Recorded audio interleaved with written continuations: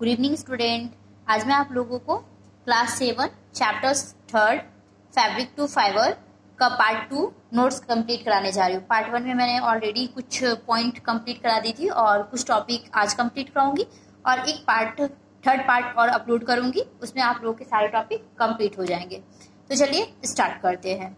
First topic है इसमें processing of wool from fibre. Fibre से ऊन का processing. Okay, obtaining wool is very long process which involves various steps.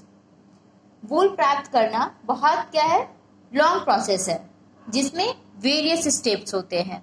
Okay, वूल प्राप्त करना क्या है, वेरी लॉन्ग प्रोसेस है और जिसमें वेरियस स्टेप्स होते हैं। Step 1 shearing. सियरिंग का मतलब होता है बाल काटना। ओके, सबसे पहले वो लोग क्या करते हैं, बाल काटते हैं।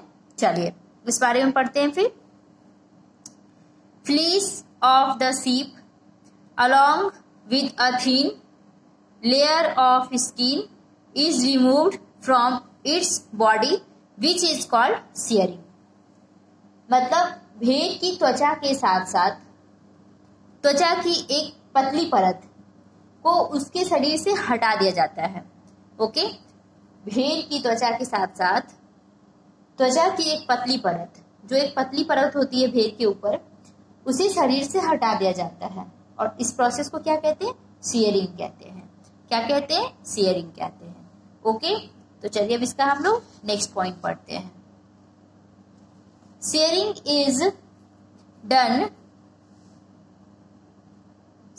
Is done during hot weather so that sheep survive without protecting hair। क्या लिखा हुआ है, shearing is done during hot weather so that sheep survive without protective hair।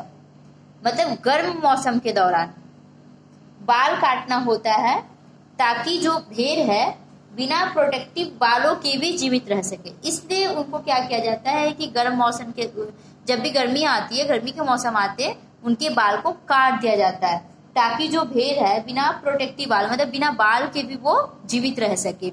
उनको आदत होनी चाहिए उनकी बॉडी को, इसलिए काट दिए जाते हैं।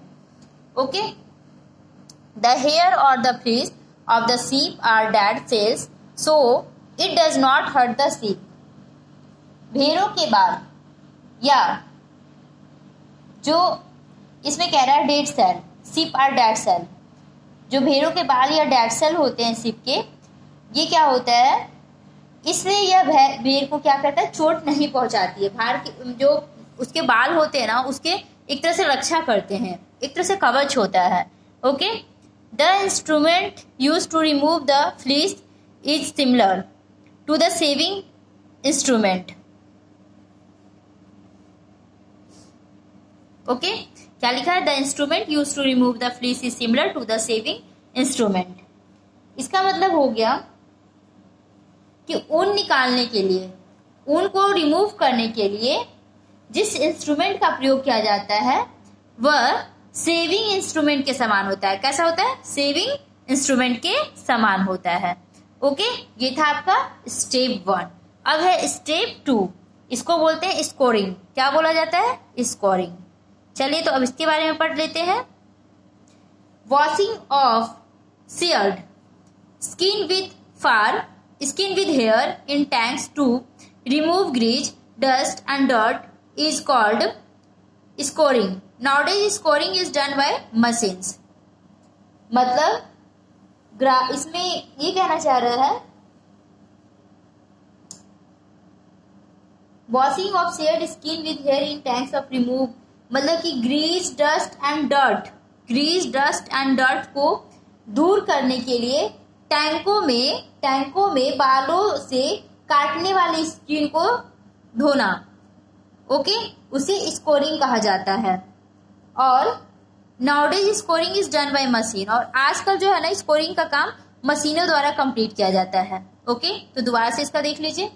ग्रीस, डस्ट और डर्ट को दूर करने के लिए टैंकों में बालों से काटने वाली स्किन को वॉश किया जाता है। क्या किया जाता है, वॉश किया जाता है।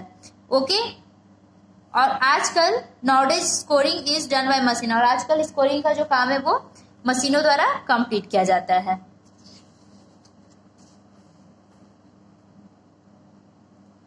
अब है step third.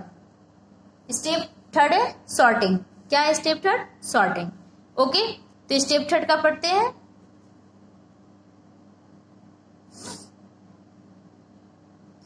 The hairy skin is sent to a factory where hair of different texture are separated or sorted. This is called sorting. ठीक है, मतलब बालों hair skin is sent to a factory, मतलब बालों की त्वचा को एक कारखाने में भेजा जाता है। हेयर स्किन को कहाँ भेजा जाता है? फैक्ट्री में भेजा जाता है, जहां पे क्या होता है? डिफरेंट टेक्सचर आर सेपरेटेड और सॉर्टेड, मतलब कि जहां डिफरेंट टेक्सचर के बाल, डिफरेंट टेक्सचर के हेयर क्या किए जाते हैं? या तो उसे सेपरेटेड और सॉर्टेड, मतलब या तो उसे अलग किया जाता है या उसे छाटा जाता है। ओके, तो दोबारा देखिए कि बाल, इसमें क्या कह रहा है कि हेयर स्किन को क्या किया जाता है? एक कारखाने में भेजा जाता है ना। ओके, और उसके बाद जहां पे डिफरेंट टेक्सचर के बाल क्या किए जाते हैं? सेपरेट किए जाते हैं या छाटे जाते हैं। इस प्रोसेस को सॉर्टिंग कहते हैं। ओके, तो चलिए अब हम लोग स्टेप 4 पढ़ते हैं। स्टेप 4 है the small fluffy fibres called birds are picked out from the hair. These are the same birds which sometimes appear on your sweaters. मतलब स्मॉल फ्लफी फाइबर्स, जिसे क्या कहा जाता है? बूर्स कहा जाता है। स्मॉल फ्लफी फाइबर्स को क्या कहा जाता है? बूर्स कहा जाता है। और ये कहां से निकाला जाता है? Picked out from the hair, और ये हेयर से निकाला जाता है। These are the same burrs which sometimes appear on your sweater, और जो कभी कभी आपके स्वेटर पर दिखाई देते हैं, okay. The small fluffy fibres जिसे बुर्स कहा जाता है, are picked out from the hair, जो बालों से निकाले जाते हैं। These are the same burrs which someone appears on your sweater, और ये कभी कभी आपके स्वेटर पे दिखाई देते हैं। तो ये कंप्लीट हो गया आपका। अब नेक्स्ट है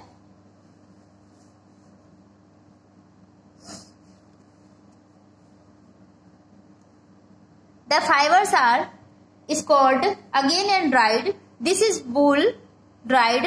This is wool ready to be drawn into fibers. Okay, दोबारा देख लीजिए।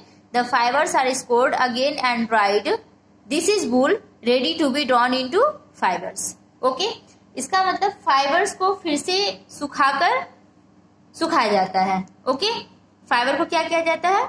फिर से, मतलब अगेन सुखाया जाता है, और यह फाइबर में तैयार होने वाला क्या है? वूल है। और इस किस में तैयार होता है? फाइबर में तैयार होने वाला वूल है। Okay, step 5 the fibres can be dyed in various colours as the natural fleece of sheep and goats is black, brown और व्हाइट। फाइबर्स को वेरियस कलर्स में रंगा जाता है। फाइबर्स को किस में रंगा जाता है? वेरियस कलर्स में रंगा जाता है, क्योंकि जो हेयर होते हैं, बकरियां होती है, बकरियों का प्राकृतिक वूल जो नेचुरल कलर होते हैं ना, इनके ब्लैक होता है, ब्राउन होता है और व्हाइट होता है। ओके, दोबारा देखिए। The fibres can be dyed in various, fibres को वेरियस कलर में रंगा जा सकता है। Colours as the natural fleece of sheep and goat, जो नेचुरल कलर है ना फ्लीस और सीप का, वो होता है ब्लैक, ब्राउन और व्हाइट। ओके, तो ये कंप्लीट हो गया आप लोगों का।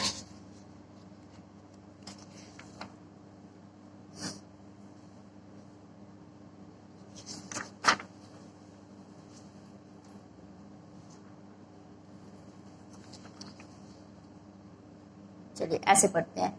The fibres are stretched, combed, are rolled into yarn. मतलब फाइबर्स को क्या किया जाता है? स्ट्रेट किया जाता है, सीधा किया जाता है। ओके, किससे किया जाता है? कॉम्ब से।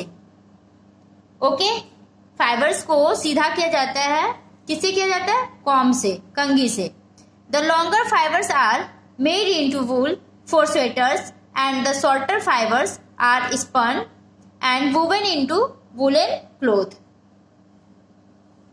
लॉन्गर फाइबर्स को स्वेटर के लिए ऊन में बनाया जाता है, ठीक है। लॉन्गर फाइबर्स का यूज स्वेटर बनाने के लिए किया जाता है। And the shorter fibres are spun and woven into woollen cloth. और शॉर्टर फाइबर्स को काटा जाता है और उससे क्या किया जाता है? ऊनी कपड़ों को बुना जाता है। ओके, दोबारा देखिए, लॉन्गर फाइबर्स से क्या किया जाता है? वूल फॉर स्वेटर्स, उसके वूल से स्वेटर्स बनाते हैं। और शॉर्टर फाइबर्स जो होता है are spun and woven into woollen cloth, और उसको काटा जाता है पहले, फिर उससे ऊनी कपड़ों में बुना जाता है। किसमें बुना जाता है? वूलन क्लॉथ, ऊनी कपड़ों में बुना जाता है। ओके, अब आपका है silk. Silk fibres are also animal fibres. Silk fibres को एनिमल फाइबर्स कहते हैं। The rearing of silk worm for obtaining silk is called sericulture. और रेशम प्राप्त करने के लिए रेशम के कीड़ों के पालन को क्या कहा जाता है? जो जहाँ रेशम के कीड़े पाले जाते हैं ना, उसे कहा जाता है सेरीकल्चर। ओके, तो silk fibres are also animals fibres. Silk fibres को एनिमल फाइबर्स कहा जाता है। और rearing of silk worms for obtaining silk is called, जहां से मतलब कि रेशम के इंसेक्ट्स को पाले जाते हैं, उसे सेरीकल्चर कहते हैं। ओके, और आज का ये लास्ट है आप लोगों का, ठीक है। पहले देखिए life history of silk moth. ये है मेल, ये है फीमेल, ये एडल्ट सिल्क मॉथ, ठीक है। ये एडल्ट सिल्क मॉथ हो गया आपका। एग ऑन मलबरी लीव्स, ये देखिए एग ऑन मलबरी लीव्स के ऊपर होते हैं। ये है सिल्क वॉर्म। ओके, ये है कुकुन, और ये है कुकुन विद डेवलपिंग मॉथ। ये cocoon with developing moth. Okay, और life history of silk moth में इतना ही चीज होता है। पहले देखिए male, female, adult silk moth, ठीक है। फिर egg on mulberry leaves, silkworm, cocoon with developing moth, ठीक है। अब देखिए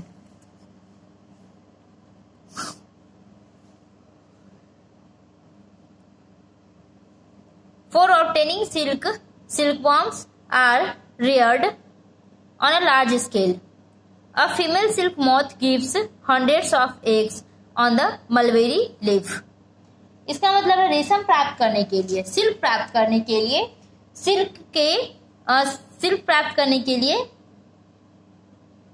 सिल्क के कीड़ों को, जो इंसेक्ट्स होते हैं, उनको बड़े पैमाने पर पाला जाता है। ओके, और एक रेशम कीट जो होता है वो मलबरी की लीफ पर हंड्रेड्स ऑफ एग्स देती है। ओके, दोबारा देख लीजिए, रेशम प्राप्त करने के लिए for obtaining silkworms are reared on a large scale, मतलब सिल्क प्राप्त करने के लिए रेशम के कीड़ों को बड़े पैमाने पर पाला जाता है, बहुत बड़े पैमाने पर पाला जाता है। ओके, और a female silk moth gives hundred of eggs on the mulberry leaf. और एक फीमेल रेशम कीट है, जो फीमेल सिल्क है ना, फीमेल सिल्क मॉथ, ये क्या करती है कि मलबरी लीफ पर हंड्रेड्स ऑफ एग्स देती है। ओके, आई होप आप लोग क्लियर हो चुका होगा। Okay, bye bye, take care, next video में मिलते हैं, बाय।